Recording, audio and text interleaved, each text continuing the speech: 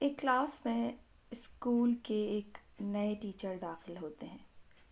تھوڑا سا انٹروڈکشن لینے کے بعد وہ بچوں کا ٹیسٹ لینے کے لیے ایک سوال کرتے ہیں اور اپنا اشارہ اس بچے کی طرف کر دیتے ہیں جو کلاس کا سب سے نالائق بچہ ہوتا ہے۔ ٹیچر کا اشارہ دیکھ کر کلاس کے دوسرے بچے ہنسنے لگتے ہیں۔ وہ سب کیوں ہنس رہے ہوتے ہیں کہ استاد نے جواب دینے کے لیے اٹھایا بھی تو کس بچے کو، لیکن ٹیچر تو بھی ٹیچر ہی ہوتا ہے۔ ان کو یہ بات سمجھ میں آ گئی کہ یہ کلاس کا سب سے نالائق بچہ ہوگا، اسی لیے سب بچے ہنس رہے ہیں۔ ٹیچر نے بچے کو بیٹھنے کے لیے کہا اور لیکچر دینے میں مصروف ہو گئے۔ جب کلاس کے آف ہونے کا وقت آیا تو استاد نے اس نالائق بچے کو اپنے پاس بلایا، اور جب سب بچے چلے گئے تو ٹیچر نے اس بچے کو ایک سوال دیا اور اس سوال کا جواب بھی لکھ کر دے دیا اور کہا کہ اسے یاد کر لینا، اور کل جب میں کلاس میں سوال کروں گا تو یہ جواب تم نے مجھے کلاس میں دینا ہوگا۔ بچے نے کہا ٹھیک ہے۔ اس نے وہ سوال اور جواب اپنے ٹیچر سے لے لیا اور گھر جا کر اس نے وہ سوال اور جواب دونوں یاد کر لیے۔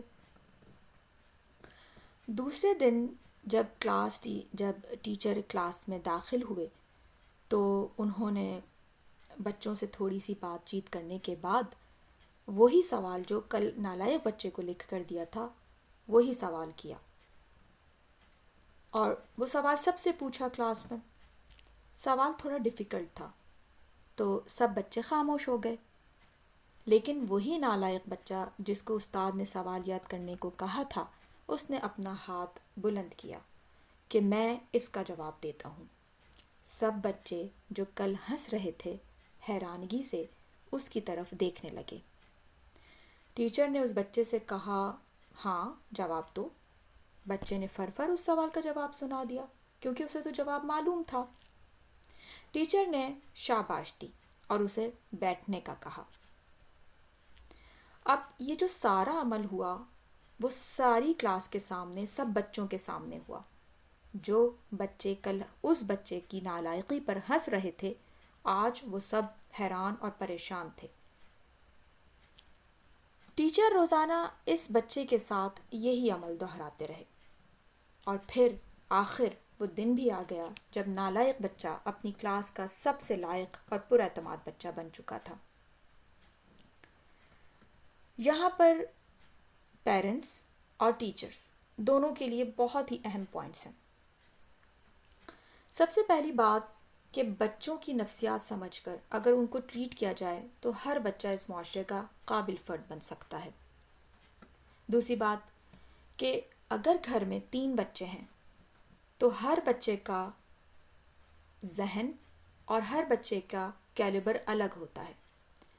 کسی کو کسی بچے پر فوقیت دینا، کسی کو ڈیگریڈ کرنا دوسرے بچے کے سامنے، تو یہ بچوں کی نفسیات پر بہت گہرا اثر ڈالتی ہیں۔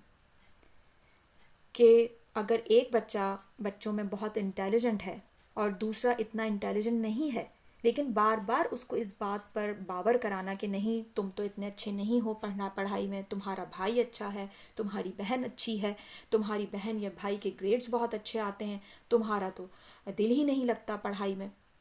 اس طرح کہنے سے بچے کی جو نفسیات ہے وہ نیگیٹیوٹی کی طرف مائل ہو جاتی ہے، اور وہ بچہ جو کمنگ فیوچر میں اگر اچھا کام کرنے والا ہو بھی سکتا ہے، لیکن اس طرح کے کمنٹس کی وجہ سے اور اس طرح کی بار بار اس کو جو پریشرائز کیا جاتا ہے اس وجہ سے اس کی مینٹلٹی جو ہے وہ نیگیٹیوٹی کی طرف چلی جاتی ہے۔ تو بچوں کو ان کی نفسیات اور ان کی عادات ہیں اور جو ان کا بیہیویئر ہے اکارڈنگ ٹو دیٹ ان کو ڈیل کرنا چاہیے، کیونکہ ہر بچے کی نفسیات، ہر بچے کی انڈرسٹینڈنگ اپروچ ڈفرینٹ ہوتی ہے، لیکن سارے ہی بچوں کو اور ایک ہی طرح سے ان کو لے کے چلنا، ایک ہی طرح سے ان کو سمجھنا کہ نہیں اگر ایک بچہ فرسٹ آ سکتا ہے تو ہمارا دوسرا بچہ فرسٹ کیوں نہیں آ سکتا، یہ صحیح نہیں۔ ہو سکتا ہے اگر وہ پڑھائی میں اتنا اچھا نہیں لیکن وہ کسی دوسری جگہ ایکسٹرا کریکولم ایکٹیویٹیز میں بہت اچھا ہو، وہ ادھر نام کما لے. تو کبھی بھی بچوں کو پریشرائز نہیں کرنا چاہیے، کبھی بھی ان کو جو ہے ان پر نیگیٹو کمنٹس نہیں پاس کرنے چاہیے. اور ایک بہت اہم بات جو میں یہاں ضرور کروں گی کہ بچوں کے کبھی بھی ان کو ان کے غلط نام نہیں رکھنا چاہیے. کہ اگر کوئی بچہ پڑھائی میں اتنا اچھا نہیں تو اس کو نکما، نالائق اس طرح نہیں کہنا چاہیے. ہو سکتا ہے کہ وہ ابھی پڑھائی میں اچھا نہیں، لیکن اگر آپ اس کو پراپر آپ اس کی انڈرسٹینڈنگ کریں، اس کو پراپر آپ گائیڈ کریں تو وہ ان شاء اللہ تعالیٰ نام کمائے دنیا میں. تو یہاں پر اپنے بچوں کا اور جو ٹیچرز ہیں اور جو پیرنٹس ہیں ان دونوں کو اس بات کا خاص خیال رکھنا چاہیے. اللہ تعالیٰ ہمیں نیک لوگوں کے راستے پر چلائے، ان لوگوں کے راستے پر جن پر اس نے انعام رکھا ہے. آمین ثم آمین یا رب العالمین.